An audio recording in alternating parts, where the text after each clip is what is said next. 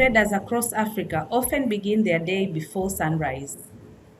They travel long distance, they cross borders and navigate complex systems just to sell their goods. One trader once said, "I move because my family cannot eat fear." Her story reflects the reality of many women powering trade across the continent. Welcome to TradeMark Africa Podcast International Women's Day Special with this year theme, Give to Gain. When systems invest in women through safer environment, better infrastructure, and fairer opportunities, everyone benefits. Women play a critical role in trade across Africa, but many still face barriers. Today, we will explore challenges women traders face and the solutions that are beginning to change these systems. I have my panelists, and I would like them to introduce themselves and the work they do.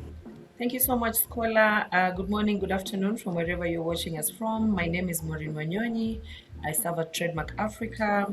I am the Program Officer Trade, and I'm excited to be a part of this conversation. Thank you, Scholar. Yeah, hello everyone. Good morning, good afternoon, good evening, where you are. My name is Brian Omondi from TradeMark Africa, working under the Digital Trade Systems portfolio. Yeah, thank you very much. Hi, I hope you're well from wherever you are. My name is Farhia Elmi, and I am the founder of an SME called Sea Blue Innovators, where we work with seaweed farmers to convert seaweed into food products and biodegradable plastics. Thank you all for being here. Let's start with the bigger picture, the reality of women in trade. What does the reality of women in trade looks like in today's life? And let's start with you, Elmi. The reality of trade. Specifically from the marine side, where I work closely with women seaweed farmers who spend most of their times in the ocean and gain very little compared to the efforts that they put in seaweed farming. So women are working so hard, and they have invested so much, especially their efforts and time in creating value and seaweed farming, and reflecting that seaweed farming in Tanzania. Tanzania is the first country in Africa in seaweed farming. Yet most of the seaweed farmers are gaining very little. They do not even see the value of seaweed because it does not help them directly into their livelihoods and supporting their families as it's supposed to be. So I think women are working so hard, and they are supporting up to 80% of the small-scale fisheries activities around the ocean, but they're gaining very little because most of the people are not looking at their efforts as valuable as it is. But we have organizations that are really working hard to change that, and they are providing capacity building, they are providing materials, input support to make sure that they're changing that reality into something that is much more valuable and helping those seaweed farmers gain the value that equals the efforts that they put in, especially in seaweed farming. Great. So what are we seeing as progress made so far? Mm-hmm.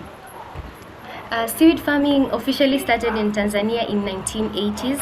That was the first time that we started farming in seaweed into our waters, and it's over 40 years now that seaweed is we are progressing. We are still farming seaweed, and the major efforts or major success that has already happened is we now can add value on our seaweed, because when we started farming, we were exporting 100% of the seaweed without understanding the value that it provides to our own society.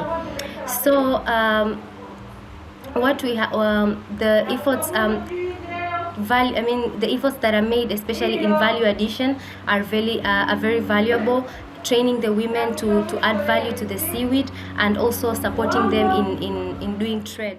Let's move to Maureen and hear a little bit about how women trade looks like in today and the efforts that you're doing to support in addressing different barriers as well as the progress that we're making so far. All right. Thank you so much, Scholar. On my end, I feel like the reality for women traders in the current state of affairs is that majority of the small-scale cross-border traders are women. A study by TradeMark shows that we have about 70 to 80% women who are participating in informal trade across borders. We have a lot of women who are trading in small commodities. That means they're crossing the border with quantities less than 2,000. We have a lot of effort to try and onboard these women into a system that works to simplify their trade, because then we need to allow for them to cross the border with ease, for them to be able to move their products that sometimes are perishables with ease and not competing together with the big players who have trucks coming in every day. So for me, the reality for a woman trader is access to border points, is access to finance so that they can increase their capital to trade. Their current realities is that some of the customs procedures and processes are not as simplified as they can be, but then policy makers are looking at ways to simplify processes, especially not only for women, but for small-scale cross-border traders. And so for me, I would say the reality is that there's increasing need to promote a lot of efforts to support their work, but then many of them are getting into the business. And like you said in your initial statement, many women wake up every morning to feed their families, not because they have an option, but because they need to do these things every day to be able to earn an income. And so as TradeMark Africa, we always say that you can trade yourself out of poverty. So we work around trading yourself out of poverty. So my background around the reality for women in trade right now is that we are making progress and we are working towards seeing what we can do to continually improve the processes and the procedures that allow for trade to grow. Thank you. Thank you, Scala. Thank you so much. Brian, you are working on digital solutions. Could you please share with us some of those solutions which you're putting in place to make sure that we address, we unlock trading opportunities for women? Yeah, definitely. Thank you, Scholar. And I think if you look at it, you'll realize trade within Africa, or intra-African trade, if you like, accounts for between 14 to 15% of global trade, which is very low if you look at it. So why are we trading more with outside the continent than within the continent itself? And one of the things we are looking at is how can we address this gap by integrating digital tools and digital technologies to facilitate trade across the continent. And for this purpose, we've built several platforms. We have e-custom solutions, we have the single windows, we have e-FITOs, we have the electronic cargo tracking solutions. But specifically, if we talk about women traders and definitely the informal traders, if you like, one of the solutions that we put out there is one we are calling iSoko. So the iSoko platform is a trade facilitation tool that has capabilities enabling e-commerce. It enables access to trade information and market information. It has bookkeeping components, which will help you to manage your business, as well as it gives you networking opportunities to be able to interact with like-minded traders and stakeholders. So digital services account for only 1% here in Africa. So if you look at it, all digital services that are happening globally, Africa's contribution is only 1%. So the question is, how can we make sure that we increase that number to make sure that our traders and our women traders specifically also are able to leverage digital tools and digital technologies by ensuring that they get adequate digital service support that they require, be it digital upskilling, be it direct training between a young person, a youth, and a trader who is stationed at the community level. How can we enhance and encourage the last mile digital support for our women traders? If we're able to unlock and answer that question, then we are well on our way to ensuring that digital inclusion and inclusive digital trade becomes an agenda on the table. Yeah.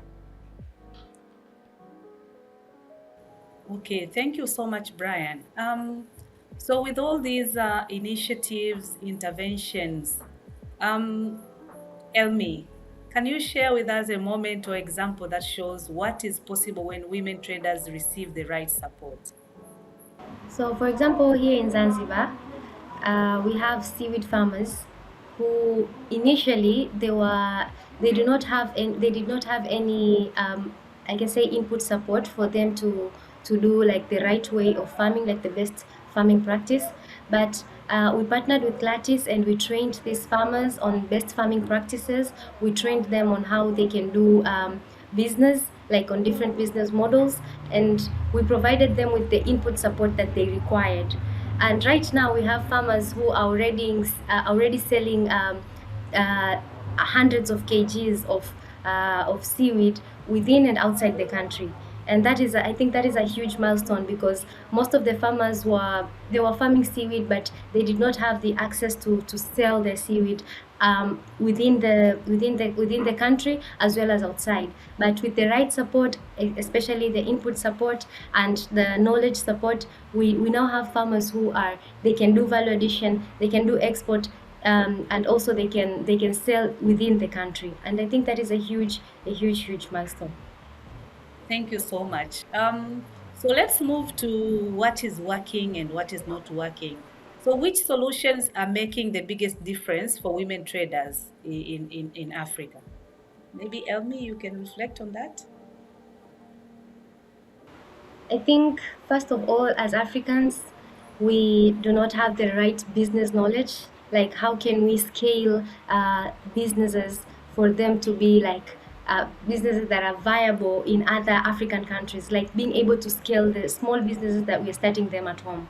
So I think that is a huge challenge. And the things that are working, first is knowledge, like the business knowledge, the right knowledge to scale up the business, the right knowledge to run the business, do the savings, managing and operating the whole business. I think that has been instrumental for most of the communities and businesses that we have been working with.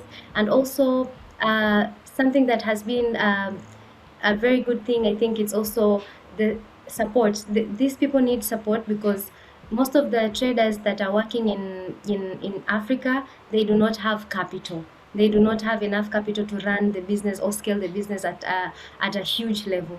So we are still lacking there, but there are efforts that are already being done, like providing them with the right inputs and the right capital that they need for them to start and run the businesses. But I think something that we're still lacking and something that is not working is understanding the whole value chain and how to improve it. Because for example, talking, let me be like specific with the seaweed value chain. We are still in the midst of understanding how can we improve the seaweed value chain and scale it at I can say like and scale it at an African, like I can say like, what is our Pan-African movement in the seaweed value chain?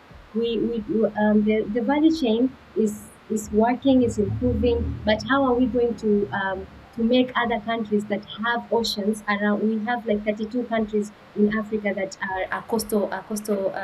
I mean, like they harbor the ocean. So how are we going to take these models and make these other countries adopt and create livelihoods for women who are already in those areas? And I think that is the only thing that we are still lacking, and we can only reach there when the first country, Tanzania, can scale the model at first regionally around the East African countries. Then we can move to other countries in Africa that seaweed can grow. And something else is improvement, including youth inclusion. Youth inclusion is very vital. And for example, in the seaweed industry, we have been seeing that most of the seaweed farmers, the seaweed processors, are very, very old, like above 40 to 45 years. But we have been working to increase many youth to create sustainability, because in 50 years we cannot expect the same people who are 40 years to continue doing the same seaweed farming. They might not be there or incapable. So to create sustainability, we need to include more youth, and I have seen that TradeMark is doing a great job in including more youth. You guys have partnered with lattice, and we have been including more youth. We have been talking sorry, we have been training more youth and seeing where are they and how can we reach them, and what are the methods that we can partner with them and include them in seaweed farming, seaweed value addition, as well as import and exporting of their products. So that's in a nutshell. Thank you. That has kind of responded to my next question, which was if you could change one thing in Africa, and I will still ask it in terms of trade systems, what is it that you would advise to be changed? First, I think most of us, when we are starting a business, we do not look at the business as something that is going to grow and move out of our country. For example, like speaking from Tanzania and other countries, that, for example, Kenya and Uganda and the neighboring countries. I think we are not most of the countries, and I think this has to come from the government, the private sectors, and everyone who is involved in the ecosystem. Like, how are we going to make business people think of their businesses as something that has to grow and move out of their countries, not just something that we need to create livelihoods, take kids to school, and survive on our own. Like, how are we going to scale this business, include more people, create employment opportunities, like bringing, I think, installing that kind of mindset to the business, to the small businesses that are around our regions. And I think we have a lot of potential. There's a lot of potential in Africa. There are a lot of businesses that are scalable, and we are, in 50 years, we're the continent that we're going to have the most workforce. So we need to also redirect the thought that we're going to have more workforce, but how are we going to make that the workforce benefits the Africans and African businesses? I think that is my take. And I think from the standpoint of inclusive and sustainable digital trade, co-creation of solutions with traders is non-negotiable. Like, you have to have them in the room when you're making these decisions. So for us, that is the approach that we've tried to take in terms of ensuring that our solutions are human-centered. So human-centered design comes at the forefront, and then now we think through how to make it sustainable by ensuring that we have the core principles that contribute to this sustainability. So when you talk about digital infrastructure, what does that mean for a woman trader? Do they have access to devices? Do they have access to network connectivity? Do they have access to even the support, electricity that they require to be able to operate these digital devices? Then the digital devices now means once that lens is sorted, then now you're able to get access to the digital solutions. So if I come to you with a platform that is able to make you access trade, such as Isoko, you don't have to worry about where am I going to get power to charge my device in order to access this tool. Data bundles is affordable enough for me to be able to do that. And then you look at the aspect of digital policy. So governance, data sovereignty. Are you the owner of your data to begin with? Do you just sign up and click I agree before reading the terms and conditions? So most systems require that you read that because of the fine print. So let's ensure that inclusive and sustainable digital trade has the traders in the room during those conversations. Thanks. Without us, nothing for us. I think that's the key message which is coming out. Maureen, do you have anything to add? Yes, I do actually. I wanted to just speak to what both Elmi and Brian have spoken to. As part of trade policy, what we do is we do a lot of research work around trade policy instruments. We are ensuring that they are developed, enhanced, and implemented.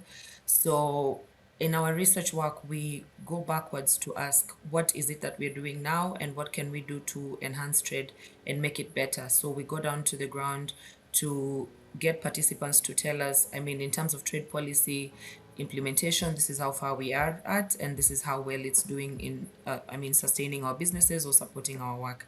But other than that, we also have a lot of effort that we're putting towards trade remedies and barriers to trade. So we support the East African community to convene the regional monitoring committees, and we also support the national monitoring committees to just have conversations on what are the barriers to trade. And many of these barriers to trade are what are causing women traders not to be able to cross borders with ease. And many of the women traders have been seen to cross borders informally using the what we call informal routes or panya routes, if you can. And many of these informal routes are insecure, they are unsafe. So because of the difficulties crossing borders, we have seen many of the informal trade routes are being used. So we tend to want to support many of the women to be onboarded to the easier ways of trading.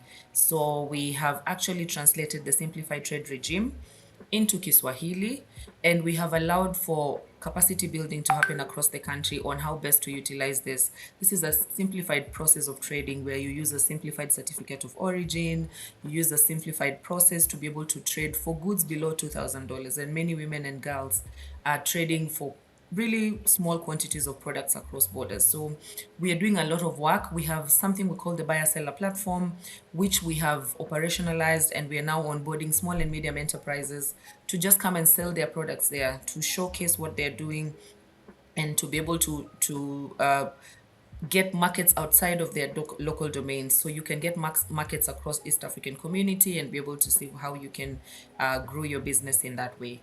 We have a lot of work that we are doing around certification to allow for you to trade legally. So teaching them how to obtain this kind of certification so that you're able to grow your businesses.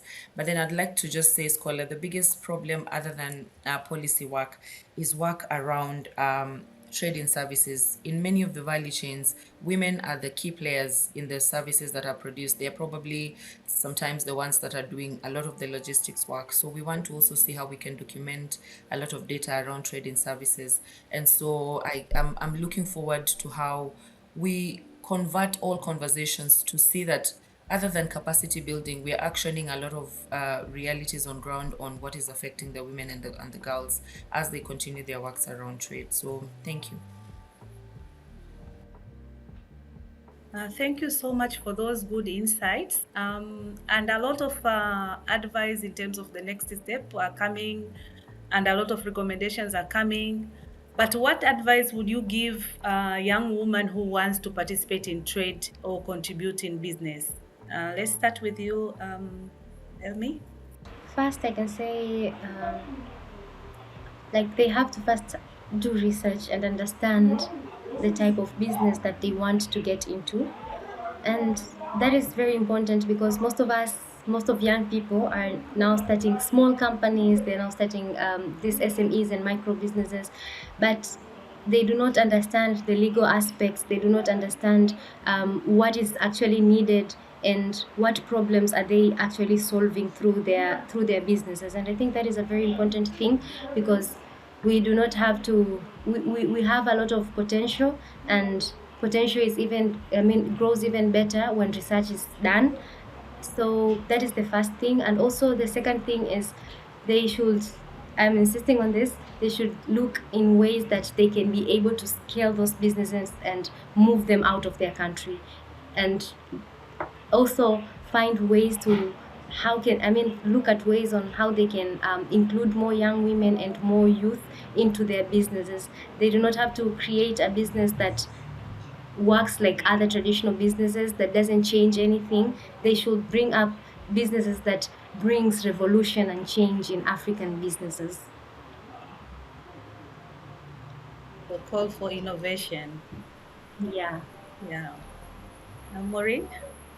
Yeah, thank you, Scholar. I think for me, my biggest advice will be start small and start with what you have. We managed to go to a meeting in Dar es Salaam, and we had an association of women who came together, and we were providing training for them on some of the things we are doing around the Women and Youth Economic Empowerment project for inclusive market access. So, and they had this slogan which said, and start small, start with what you have. Anza na kidogo, anza na ulicho nacho. So for me, that is the slogan that we should, anything that you have can grow into something bigger.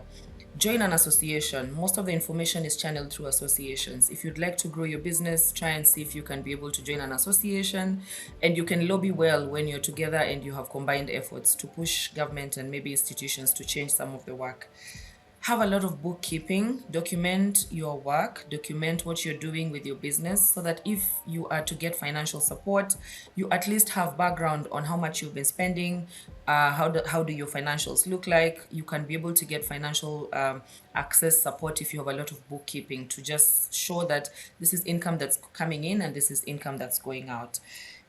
We have a lot of avenues for capacity building, so grow your capacity. We do offer a lot of trainings on how to trade better, how to get access to markets, how is the best way to go about it at a border post. So please do access information, read about it, attend some of the meetings that are available for you to grow your capacity. And last but not least, report any barriers to trade. We really encourage that for any effort that you're putting towards trading and you're receiving equal measure backlash, please tell us. Tell an authority person. We have avenues for reporting. We have something we call the NTB app, the non-tariff barrier app, that we are pushing as TradeMark Africa to ensure that any barriers to trade are documented, they are reported, and they are discussed in the relevant avenues. These barriers to trade are discussed sometimes in national monitoring committees, and if progressively they need to be discussed at a regional level, then we bring it up to the regional monitoring committees, and partner states commit to ways in which they can resolve. So I would say, as a kickstart, maybe we could prioritize some of those things. Thank you, Scholar. Thank you. Brian? Yeah, I think mine would be just to say that your network is your net worth. So you are a mix of the 5 people that you work with. So make sure that you are in the right networks that enable you as a trader to grow to the next level before anything else. And then be able to identify where can you get credible information in order to make you grow and prioritize. Your network is going to help you grow faster. So be very choosy when it comes to that. That's all I would say. Yeah, thanks. Before we wrap up, we would also love to hear from you, our audience. Share your thoughts or experience about women trade through our social media channels or in the podcast comments. Your insight may be featured in our future episode. Women traders are key to the African economies. Investing in women means strengthening families, communities, and the market. Today, we heard about both the challenges and the progress that we are making in supporting women in trade across Africa. Thank you so much.